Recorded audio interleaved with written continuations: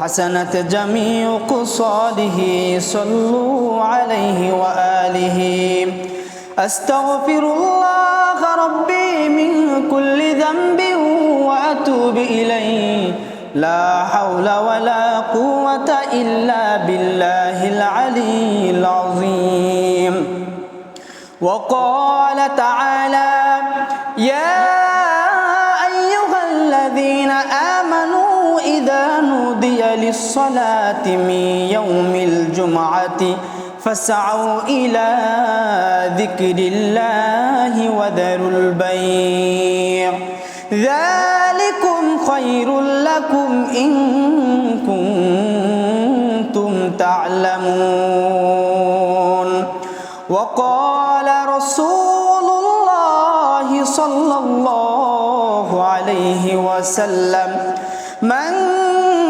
ذبح قبل الصلاة فإنما ذبح لنفسه ومن ذبح بعد الصلاة فقد تم سنكه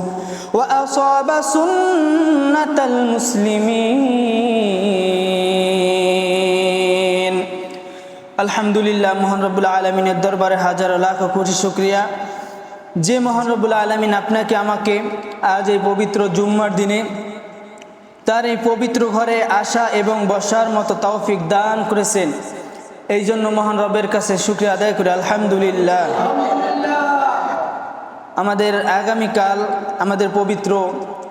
ঈদুল আজহা, এটা আমাদের জন্য অনেক বড় একটা পাওয়া।